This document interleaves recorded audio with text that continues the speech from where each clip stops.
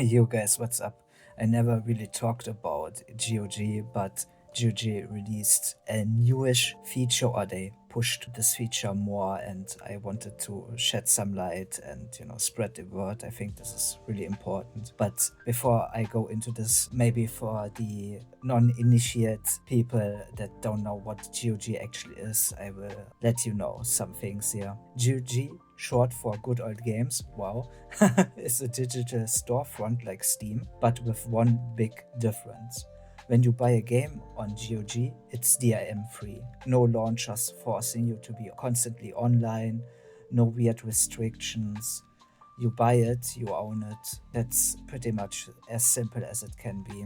They started out bringing back old games, but they've got also a solid collection of modern games. On that topic, I'm glad that they went back to their roots because, I mean, it's fine to have another store besides Steam, but let's be honest, we usually go to Steam.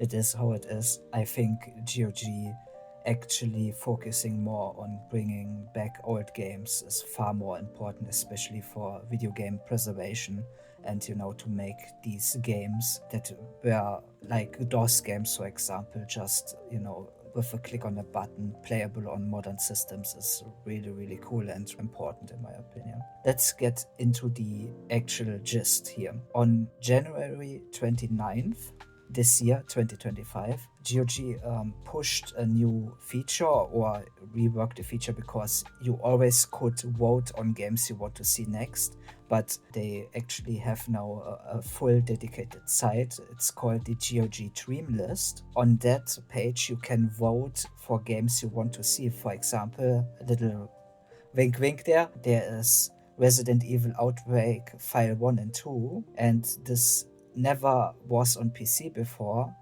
but maybe something can be done, and I certainly voted for this. There are also other games there, and games that have been voted were also already released, so there are some candidates, like for example the older Resident Evil games, Resident Evil 1, 2 and 3. Now they even released Dino Crisis 1 and 2, fully playable. Of course, you might have seen some videos talking about these ports, that they are not perfect or have something missing, or they are not as good as the Rebirth versions, pretty much a patched version, but you actually can also patch these with the Rebirth patch.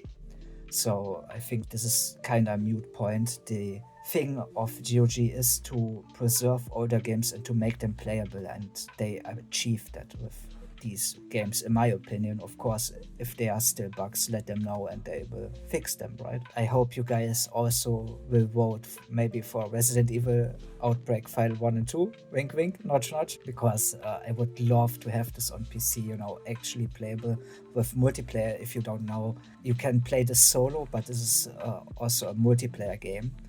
It's a lot of fun, and you can also play this currently on PC, also online. There's a fantastic project going on, but you have to go through some hoops, and I wished we could have just one exe, launch this bad boy, and then we can play together with our friends or with randoms. That would be really awesome. Yeah, let's maybe go into more why this matters.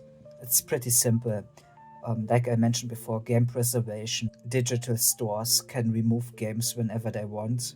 There are many examples of that, and publishers love forcing online DRM even when it's unnecessary, or these DRM solutions make the games run worse on your machine, and they are sometimes really intrusive, so it's not really good. And GOG is fighting that pretty much. If you want to see some of your favorites return, maybe check out gog.com/dreamlist. Links will be in the description, of course. There are also other games there, like Black and White 1 and 2.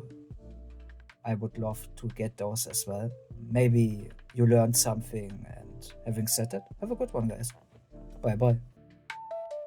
I hope you enjoyed the video. Have a nice day, guys. Stay safe out there. Vincent out.